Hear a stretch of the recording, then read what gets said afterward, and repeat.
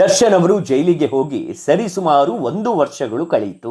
ಆದ್ರೂ ಕೂಡ ದರ್ಶನ್ ಅವರು ಇಂದು ಹೊರಗೆ ಬರ್ತಾರೆ, ನಾಳೆ ಹೊರಗೆ ಬರ್ತಾರೆ ಅನ್ನುವಂತ ಅಭಿಮಾನಿಗಳ ಕಾತುರಕ್ಕೆ ಇನ್ನೂ ತೆರೆ ಬಿದ್ದಿಲ್ಲ. ದರ್ಶನ್ ಅವರು ಮಾಡಿದಂತ ಒಂದು ತಪ್ಪಿಗೆ ಇಷ್ಟು ದೊಡ್ಡ ಶಿಕ್ಷೆಯ ಅನ್ನುವಂತ ಪ್ರಶ್ನೆ ಕೂಡ ಇದೀಗ ಅಭಿಮಾನಿಗಳಲ್ಲಿ ಕಾಡ್ತಾ ಇರುವಂತದ್ದು. ಈ ನಮ್ ಕಡೆ ಒಂದು ಗಾದೆ ಇದೆ, ನಿಮ್ಮೆಲ್ರಿಗೂ ಗೊತ್ತಿರಬಹುದು, ಗ್ರಾಚಾರ್ ಗಾಂಡ್ ಮಾರೇತು ಕುದಾ ಕ್ಯಾ ಕರೇಗ ಅನ್ಕೊಂಡು. ಸೊ ಏನ್ ಗೊತ್ತಾ, ಗ್ರಾಚಾರ ಕೆಟ್ಟಾಗ ಹೀಗೆ ಆಗೋದು. ಯಾವುದೇ ವ್ಯಕ್ತಿ ಇರ್ಬೋದು, ಆತ ಎಷ್ಟು ತಪ್ಪು ಮಾಡಿದಾನೆ, ಯಾವ ಮಟ್ಟಗಿನ ತಪ್ಪು ಮಾಡಿದಾನೆ, ಎಷ್ಟರ ಮಟ್ಟಿಗೆ ಅವನು ಮಾಡಿ ಸರಿ ತಪ್ಪು ಅನ್ನೋ ಲೆಕ್ಕಾಚಾರ ಬರೋದಿಲ್ಲ. ಗ್ರಾಚಾರ ಕೆಟ್ಟಾಗ ಆತ ಅನುಭವಿಸುವುದನ್ನ ಅನುಭವಿಸಲೇಬೇಕು. ಅದೇ ರೀತಿ ಈಗ ದರ್ಶನ್ಗೆ ಆಗಿರುವಂತದ್ದು. ರೇಣುಕಾ ಸ್ವಾಮಿ ಕೊಲೆ ಪ್ರಕರಣದಲ್ಲಿ ದರ್ಶನ್ ಅವರ ಬಗ್ಗೆ ಸಾಕ್ಷ್ಯಗಳು ಒಂದಿಷ್ಟು ರೀಕ್ರಿಯೇಟ್ ಆಗಿದೆ ಅನ್ನೋ ಆರೋಪ ಕೂಡ ಇದೆ. ಪೊಲೀಸರು ರೀಕ್ರಿಯೇಟ್ ಮಾಡಿದ್ದಾರೆ ಅನ್ನೋ ಆರೋಪ ಕೂಡ ಇದೆ. ದರ್ಶನ್ ಅವರೇ ರೇಣುಕಾ ಸ್ವಾಮಿಯನ್ನ ಕೊಲೆ ಮಾಡಿದಾನೆ ಅನ್ನೋದಕ್ಕೆ ನಿರ್ದಿಷ್ಟ ಸಾಕ್ಷಿಗಳು ಕೂಡ ಇಲ್ಲ. ಇದನ್ನು ನಾವು ಕಂಪ್ಲೀಟ್ ಆಗಿ ಅಬ್ಸರ್ವ್ ಮಾಡಬೇಕಾಗಿದ್ದು ಈ ಕೇಸಲ್ಲಿ. ಇನ್ನು ರೇಣುಕಾ ಸ್ವಾಮಿ ಮಾಡಿದ್ದೇನು ಗನಂದಾರಿ ಕೆಲಸ ಅಲ್ಲ.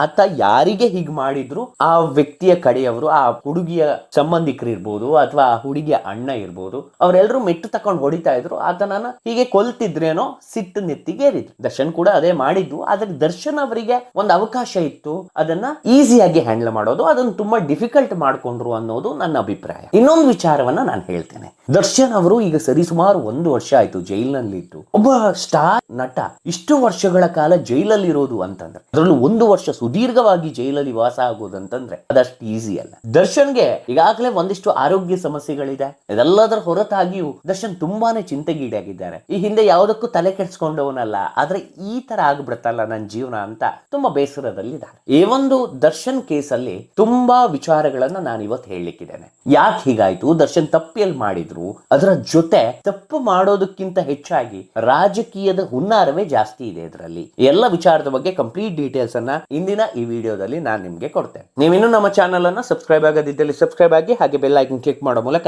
ನೋಟಿಫಿಕೇಶನ್ ಅನ್ನ ಪಡೆಯಿರಿ. ರೇಣುಕಾ ಸ್ವಾಮಿ ಕೊಲೆಗೆ ಸಂಬಂಧಿಸಿದಂತೆ ಕೋರ್ಟ್ ಮುಂದೆ ಇದೀಗ ಕ್ಷಮಾದಾನ ನೀಡಿ ಅಂತ ಪ್ರದೋಷ್ ಬಂದು ಕೇಳಿದಾನೆ. ದರ್ಶನ್ ಅಥವಾ ಈ ಕೇಸಿನಲ್ಲಿ ಬಂಧನಕ್ಕೆ ಒಳಗಾಗಿರೋ ಆರೋಪಿಗಳ ಜೊತೆ ನನಗಿರ್ಲಿಕ್ಕೆ ಸಾಧ್ಯ ಇಲ್ಲ, ಅವ್ರು ಬೆದರಿಕೆ ಹಾಕ್ತಾರೆ, ಒತ್ತಡ ಹೇರುವ ಸಾಧ್ಯತೆ ಕೂಡ ಇದೆ, ನನ್ನನ್ನ ಬೇರೆ ಸೆಲ್ ನಲ್ಲಿ ಇಡಿ ಅಂತ ಪ್ರದೋಷ್ ಈ ಹಿಂದೆ ಕೇಳ್ಕೊಂಡಿದ್ದ. ಹಾಗೆ ಪ್ರದೋಷ್ ವಿಚಾರ ಏನು ಈಗ ಪ್ರಸ್ತಾಪ ಆಗ್ತಾ ಇದೆ, ಈ ಒಂದು ವಿಚಾರದಲ್ಲಿ ಈಗ ಪ್ರದೋಷ್ ಉಲ್ಟಾ ಹೊಡೆಯುವಂತ ಚಾನ್ಸಸ್ ಇದೆ. ಕ್ರೈಮ್ ಆದಾಗ ಹೇಗೆ ಗೊತ್ತಾ, ಫ್ರೆಂಡ್ಸ್ ಜೊತೆ ನೀವ್ ಇರ್ತೀರಿ ಅಂತಂದ್ರೆ ಅವರು ನಿಮ್ಮಲ್ಲಿ ಅಷ್ಟು ಫೇತ್ ಇದ್ರೆ ಓಕೆ, ಅಥವಾ ಅವ್ರಿಗೆ ಸಂಕಟ ಆಯ್ತು ಅಂದಾಗ ಅವ್ರು ನಿಮ್ಮನ್ನ ಸಿಕ್ಸಾಕ್ಸಿ ಅವ್ರ ಎಸ್ಕೇಪ್ ಆಗ್ಲಿಕ್ಕೆ ನೋಡ್ತಾರೆ. ಪ್ರದೋಷ್ ಕೂಡ ಈಗ ಅದನ್ನೇ ಮಾಡ್ಲಿಕ್ಕೆ ಹೊರಟಿರುವಂತದ್ದು. ಈಗ ಪ್ರದೋಷ್ ಉಲ್ಟಾ ಹೊಡೆದಿರೋ ಕಾರಣಕ್ಕೆ ದರ್ಶನ್ ಅವರಿಗೆ ಬೇಲ್ ಸಿಗಲ್ಲ ಅನ್ನೋದು ಮೇಲ್ನೋಟಕ್ಕೆ ಕಂಡು ಬರ್ತಾ ಇರುವಂತದ್ದು. ಇನ್ನೊಂದು ವಿಚಾರವನ್ನ ನಾನು ಸ್ಟ್ರೈಟ್ ಅವೇ ಹೇಳ್ತೇನೆ. ಇತ್ತೀಚೆಗಷ್ಟೇ ನಿಮ್ಮೆಲ್ಲರಿಗೂ ಗೊತ್ತಿದೆ, ವಿನಯ್ ಕುಲಕರ್ಣಿ ಅನ್ನುವಂತ ಓರ್ವ ಶಾಸಕ ಈಸ್ ಅ ಕ್ರಿಮಿನಲ್.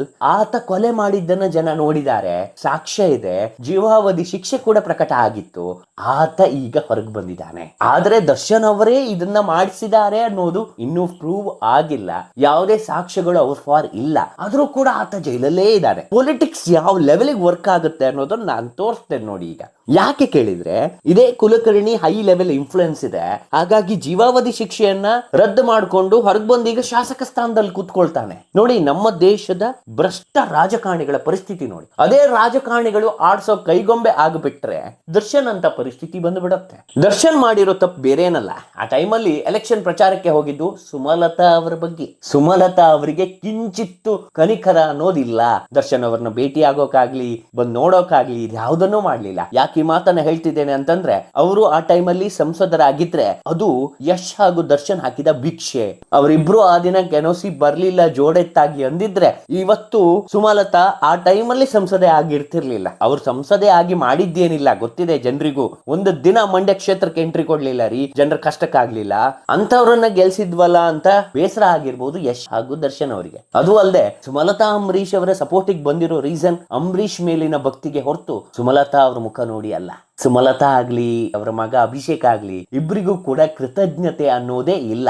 ಎಲ್ಲರೂ ತಮ್ಮ ಸ್ವಾರ್ಥಕ್ಕಾಗಿ ದರ್ಶನ್ ಅವರನ್ನ ಉಪಯೋಗಿಸ್ಕೊಂಡ್ರು ಬಿಟ್ರೆ ದರ್ಶನ್ ಅವರನ್ನ ಕಾಪಾಡಬೇಕು, ಅವರನ್ನ ಹೊರ ತರಬೇಕು ಅನ್ನುವಂತ ಯಾವ ಆಲೋಚನೆಯೂ ಅವರ ಥಾಟ್ ಅಲ್ಲಿ ಬರ್ಲೇ ಇಲ್ಲ. ನೋಡಿ, ಯಾವಾಗ ನಮ್ಮವರೇ ನಮ್ಮನ್ನ ಕೈ ಹಿಡಿಲಿಲ್ಲ ಅಂತಂದ್ರೆ ಎಷ್ಟು ಕಷ್ಟ ಆಗಿಬಿಡುತ್ತೆ. ದರ್ಶನ್ಗೆ ಕೂಡ ಹಾಗೆ ಆಗಿರೋದು. ಇನ್ನು ಬಿಡಿ, ಶುಗರ್ ಡ್ಯಾಡಿ ಏನಿದ್ದಾರೆ ಅವರು ದರ್ಶನ್ ಅವರನ್ನ ವ್ಯವಸ್ಥಿತವಾಗಿ ಒಳಗ್ ಹಾಕುವಂತ ಪ್ರಯತ್ನವನ್ನ ಮಾಡಿದ್ದಾರೆ, ಅಲ್ಲೇ ಕೂರಿಸ್ತಾರೆ. ಎಲ್ರಿಗೂ ಗೊತ್ತಿದೆ ಅದ್ ಯಾರು ಮಾಡಿದ್ದಾರೆ ಅಂತ. ಸೊ ಈ ಕುಮ್ಮಕ್ಕು, ಈ ಕಿಮ್ಮಕ್ಕು ಇವೆಲ್ಲವೂ ಕೂಡ ಪೊಲಿಟಿಕ್ಸ್ ನಲ್ಲಿ ಸಹಜ.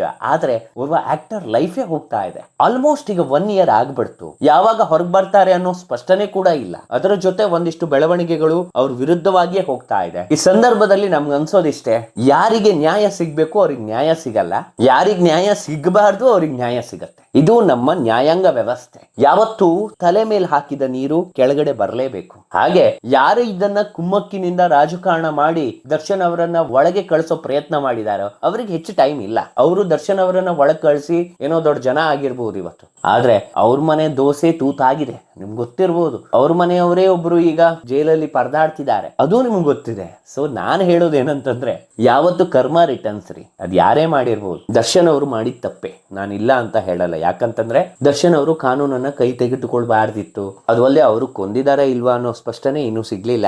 ಅಲ್ಲಿಯೂ ಕೂಡ ಒಂದಿಷ್ಟು ಗಿಮಿಕ್ ಆಗಿದೆ, ಪೊಲೀಸರ ಇನ್ವಾಲ್ವ್ಮೆಂಟ್ ಇದೆ ಅಂತ ಒಂದಿಷ್ಟು ಜನ ಹೇಳ್ತಿದ್ದಾರೆ, ಕ್ಲಾರಿಟಿ ಇಲ್ಲ. ಆದ್ರೆ ಒಂದು ಮಾತನ್ನ ನೆನ್ಪಿಟ್ಕೊಳ್ಳಿ, ರೇಣುಕಾ ಸ್ವಾಮಿ ಮಾಡಿದ್ದು ತಪ್ಪೆ. ಒಂದು ಮಾತಿದೆ ಸಂಸ್ಕೃತದಲ್ಲಿ, ಕಾಮಾಂಧ ನಾನೀಚ ನ ಲಜ್ಜನ ಭಯಂ ಅನ್ಕೊ. ಅದಕ್ಕಿಂತ ಹೋಪ್ಲೆಸ್ ಆಗಿ ಬಿಹೇವ್ ಮಾಡಿರುವಂತ ರೇಣುಕಾ ಸ್ವಾಮಿಗೆ ಇದಕ್ಕಿಂತ ದೊಡ್ಡ ಶಿಕ್ಷೆ ಏನ್ ಬೇಕಾಗಿಲ್ಲ ಇತ್ತು. ಆತ ಅಷ್ಟು ಅಸಹ್ಯವಾಗಿ ವರ್ತನೆ ಮಾಡಿದ್ದ, ಅದು ಒಬ್ಬ ಹುಡುಗಿಯ ಜೊತೆ ವಿಡಿಯೋ ಕಾಲ್ ನಲ್ಲಿ ಏನೇನೋ ತೋರಿಸೋದು, ಫೋಟೋ ಕಳಿಸೋದು, ಏನ್ ಹಿಂಸೆ ಇದು ಅನ್ಸಿತ್ತು. ಆ ಪ್ಲೇಸ್ ಅಲ್ಲಿ ಯಾವುದೇ ಗಂಡಸಾಗಿದ್ರು ಅದನ್ನೇ ಮಾಡ್ತಿದ್ದಾರೆ. ಯಾಕೆ ಅಂತಂದ್ರೆ, ಯಾರದೋ ನಿಮ್ಮ ಅಕ್ಕ ತಂಗಿಯರಿಗೆ ಏನೇನೋ ಫೋಟೋ ಕಳಿಸಿದ್ರೆ ನೋಡ್ಕೊಂಡು ಸುಮ್ಮನಿರುವಷ್ಟು ನಾಮರ್ದ್ರು ಯಾರಿರಲ್ಲ. ಗಂಡಸಾದವನಿಗೆ ಸಿಟ್ಟು ಬಂದೇ ಬರುತ್ತೆ. ಅವಾಗ ಅವನು ಏಟ್ ಹೊಡಿತಾನೆ, ಕೊಲ್ಲುವ ಥಿಂಕಿಂಗಿಗೂ ಹೋಗ್ತಾನೆ. ಅವನಲ್ಲಿ ಪವರ್ ಇದ್ದಾಗ ಆ ತರದ ಆಲೋಚನೆ ಕೂಡ ಬರುತ್ತೆ. ಈ ವ್ಯಕ್ತಿಗೆ ದುಡ್ಕೊಂಡಿರ್ಲಿಕ್ಕೆ ಏನ್ ದಾಡಿ ಆಗಿತ್ತ ಆ ಟೈಮಲ್ಲಿ? ಬೇಕಿತ್ತ ಇದು? ಸೊ ಅದಕ್ಕೆ ಹೇಳೋದು, ಒಂದು ಪ್ರಜ್ಞೆ ಇರಬೇಕು, ಯಾರಿಗೆ ಏನ್ ಮಾತಾಡ್ತಿದೀವಿ, ಏನ್ ಮಾಡ್ತಿದೀವಿ ಅಂತ. ಅದು ಇರ್ಲಿಲ್ಲ ರೇಣುಕಾ ಸ್ವಾಮಿಗೆ, ಹಾಗಾಗಿ ಹೋಗ್ಬಿಟ್ಟ.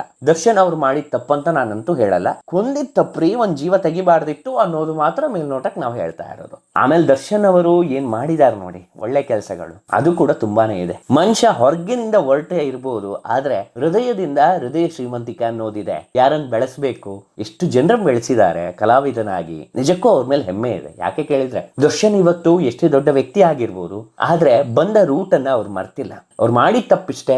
ರಾಜಕಾರಣಿ ಎದುರು ಚುನಾವಣೆಗೆ ಹೋಗಿದ್ದು, ಪ್ರಚಾರಕ್ಕೆ ಹೋಗಿದ್ದು, ಅದು ಅವ್ರ ವೈಯಕ್ತಿಕ ಇರ್ಬೋದು, ಆದ್ರೆ ಆ ಕೆಟ್ಟ ಕುಲಗೆಟ್ಟ ರಾಜಕಾರಣಿಗಳು ಮಾತ್ರ ಇವರನ್ನು ಬಿಡ್ತಾ ಇಲ್ಲ, ಅಷ್ಟೇ ವಿಚಾರ ಆಗಿರುವಂತದ್ದು. ಸೊ ನಿಮ್ಮೆಲ್ರಿಗೂ ಗೊತ್ತಿದೆ, ದರ್ಶನ್ ಅವರು ಆದಷ್ಟು ಬೇಗ ಹೊರಗೆ ಬರಬಹುದು, ಆದ್ರೆ ಹೇಳಕ್ ಬರಲ್ಲ ಎಷ್ಟು ಬೇಗ ಅಂತ, ಎಷ್ಟು ಲೇಟ್ ಅಂತ. ಯಾಕೆ ಕೇಳಿದ್ರೆ, ಯಾವುದೇ ಸಾಕ್ಷಿಗಳು ಅವ್ರ ಪರವಾಗಿ ನಿಲ್ತಾ ಇಲ್ಲ. ದರ್ಶನ್ ವಕೀಲರು ಕೂಡ ತುಂಬಾನೇ ಎಫರ್ಟ್ ಹಾಕ್ತಿದ್ದಾರೆ, ಆದ್ರೆ ಯಾವುದಕ್ಕೂ ಒಂದು ಒಳ್ಳೆಯ ರೆಸ್ಪಾಂಡ್ ಅನ್ನೋದು ಸಿಗ್ತಾ ಇಲ್ಲ. ಕಾದ್ ನೋಡೋಣ ಏನಾಗುತ್ತೆ ಅಂತ.